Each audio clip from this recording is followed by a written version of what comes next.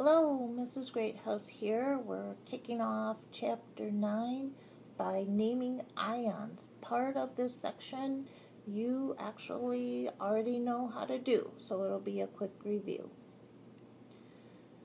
Okay, when we look at these flowers, we call them a rose, roses. Okay, if you talked about these flowers in Spanish, they would be rosas. In Arabic, warda. In Hindi, julab. Different names in different languages. When we talk chemistry language, we are going to have a common name with all chemists across the world for these compounds. Okay, monoatomic ions. These are one single atom that's a positive or negative charge. It got this way because it either gained or lost an electron. Okay, so if we talk about groups 1, 2, and 3A, they like to lose electrons, so their electron configuration is more like a noble gas. They end up with a positive charge. Group 1 loses 1 electron to give it a 1 plus charge. Group 2 loses 2 electrons to give it a 2 plus charge. Group 3 loses 3 electrons to give it a 3 plus charge. When we name these ions, they will be named the same as their metal, followed by ion or cation. So we would call lithium with a positive 1 plus charge would be lithium ion. When magnesium becomes an ion, it's called magnesium ion. Okay, when we look at our nonmetals in group 5, 6, and 7, their charge is determined by subtracting 8 from their group number. So, group 5 has a negative 3 charge, group 6 has a negative 2 charge, and group 7, our halogens, have a negative 1 charge. Okay, these are going to be our anions. They have the "ide" ending. So, fluorine becomes fluoride. Sulfur becomes sulfide. Our transition metals, the ones in the middle of the periodic table, are also, their charge will be determined from the number of electrons lost. And this is also going to include transition metals plus lead and tin. Okay, so you've seen a table similar to this before. This is table 9.1. It shows the charges on elements in groups 1A, 2A, 3A, 5A, 6A, 7A. Those are all called monoatomic ions of our representative elements. Okay, when we put these ions in a solution, okay, they give us some really great colors. If we look at the solutions, they're going across from left to right. We have cobalt, chromium, iron, nickel, and manganese. Okay, the pigments in the paint, that color also comes from monoatomic ions. Okay, now let's talk about naming those transition metals. This is something new. There's 2 methods. There's the old method and the new method. The new method is much easier. It's called the stack system.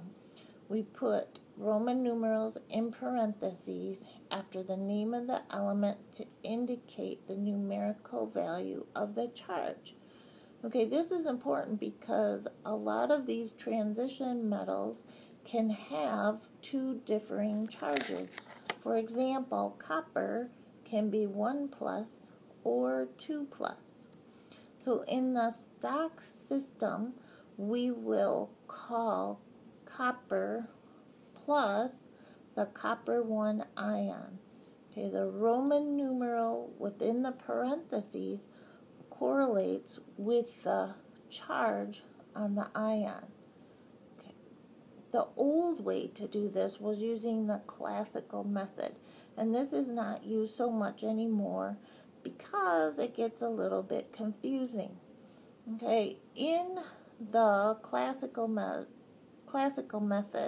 Cu plus would be called the cuprous ion. If we talked about copper with a 2 plus charge, that would be a cupric ion. The stock system is what we'll use in class.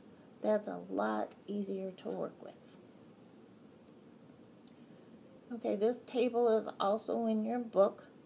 It shows some of the differences between the stock name and the classical name, and gives you a good list of all of those transition metals that have more than one charge. Okay, polyatomic ions. We talked about those a little bit in Chapter 8, and you learned how to write the electron dot structures for those.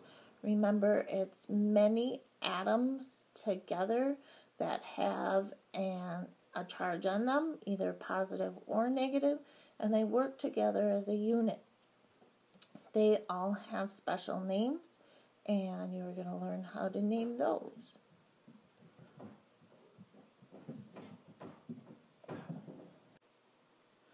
So here's your definition for polyatomic ions. More than one atom, and they have a charge. Okay, something new.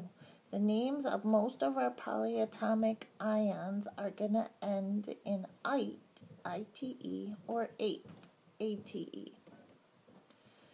Okay, this list is in your book, Table 9.3. You need to learn all of these except the ones that are listed. Don't freak out. I got a good way for you to learn how to remember most of them without having to memorize. Okay, polyatomic ions are very important in our life. If you're looking for something to settle your stomach and you grab for Alka-Seltzer, that's going to be sodium hydrogen carbonate. Okay, in your blood, hydrogen carbonate is the polyatomic ion that helps you get the carbon dioxide out of your body. These planes here are fertilizing the field. Okay, hydrogen phosphate, that polyatomic ion makes up fertilizer. Okay, so how are we going to remember these polyatomic ions? This handy phrase will help you remember the ones that end in ate. And there's even an 8 in the phrase. Okay, so here's our phrase.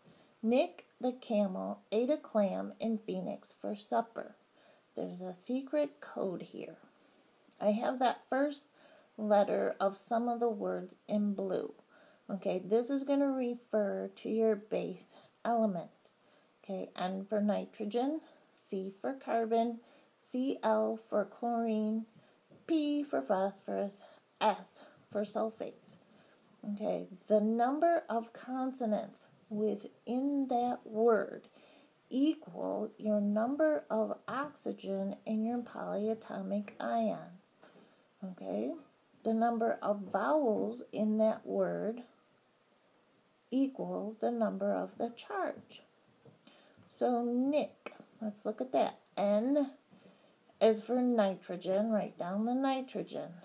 Then write down your O for oxygen. We know we're going to have 3 oxygens because there are 3 consonants in the word Nick.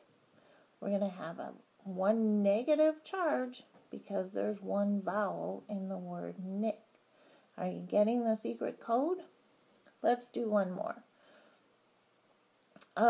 Camel, C, is for carbon. Write down the C, write down the O.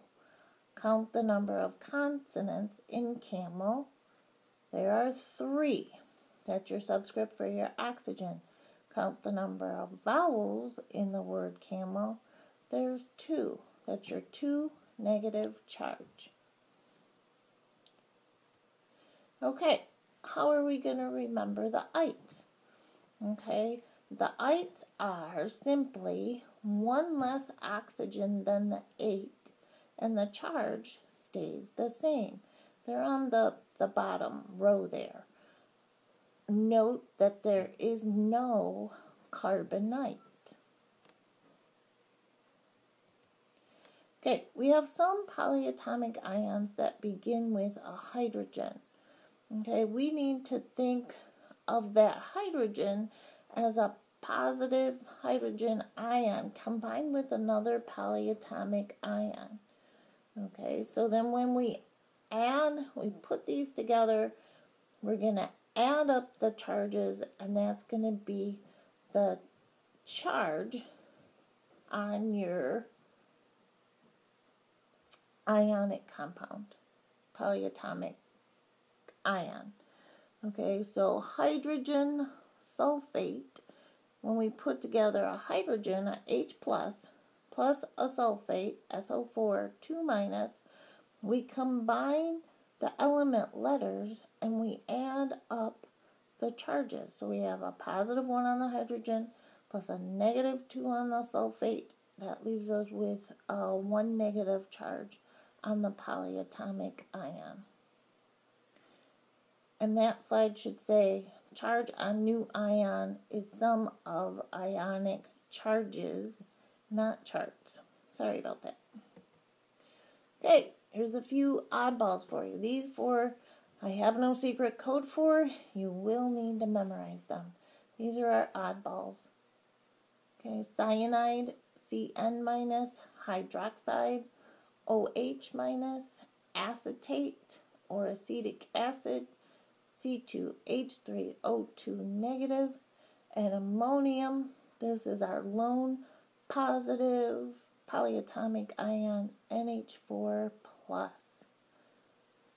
Okay, that's it. Thank you very much for listening and taking notes. We'll answer all your questions tomorrow in class, but now you're beginning to speak the language of chemistry.